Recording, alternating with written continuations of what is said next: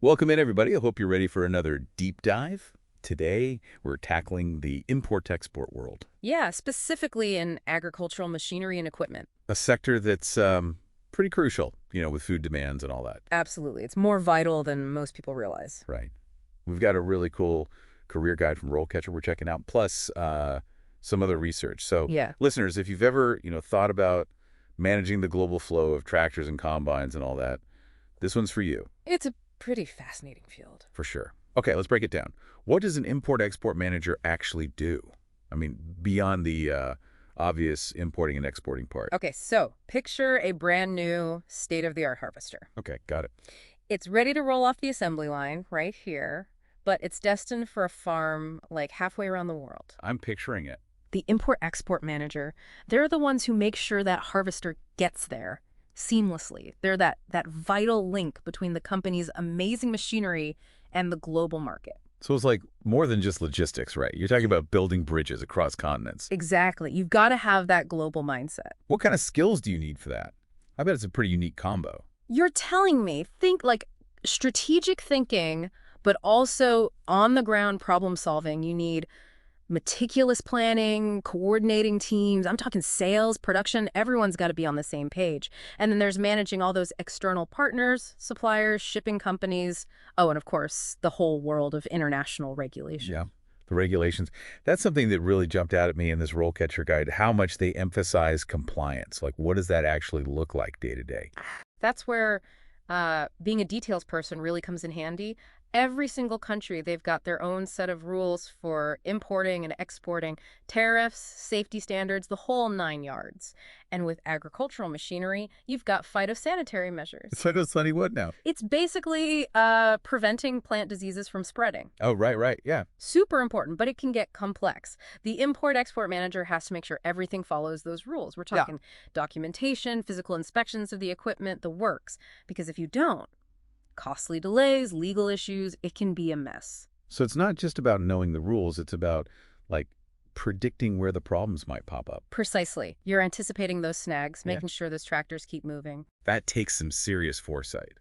And you probably can't just Google your way out of a customs issue on the other side of the world. Speaking of which, this industry is constantly changing, right? How does someone even keep up? It's all about continuous learning. Thankfully, there are a ton of ways to do that. Industry publications are key.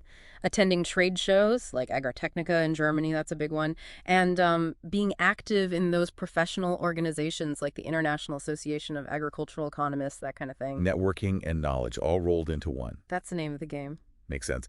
So you mentioned this is a growing field, but how in demand are we talking, really? The demand is, honestly, through the roof. I was just reading, I think it was a World Bank report, actually, and they're projecting that the global market for agricultural machinery is going to hit like $250 billion by 2028. 250 billion. Okay, yeah, that's a lot of tractors. Right. And those tractors, someone's got to get them where they're going, which means, yeah, the need for skilled import-export managers, it's only going up. So for someone listening who's thinking, all right, sign me up, where do they even start? This role catcher guide lays out a whole career path, right? It does, yeah. Usually it starts with an entry-level position, like an import-export coordinator. Okay, so you're working under someone more experienced, learning the ropes. Exactly. You're getting that hands-on experience, mastering the ins and outs of all the documentation, that sort of thing. Paying your dues. I like it. Yeah. Seems like the kind of field where experience really counts for something. Yeah. What about those other job titles RoleCatcher mentioned, though? Are these skills really transferable to other industries? Oh, absolutely. That's the beauty of this kind of skill set. It's so versatile. We're talking about agriculture today, sure. But those core principles, understanding those international regulations, logistics, building those global relationships, those apply to automotive, pharmaceuticals, even fashion. Anything that needs to move across borders, really. So this is like a career with some real staying power, then. Even if someone decides tractors aren't their thing down the line. 100%. It's about more than just the what. It's about the how.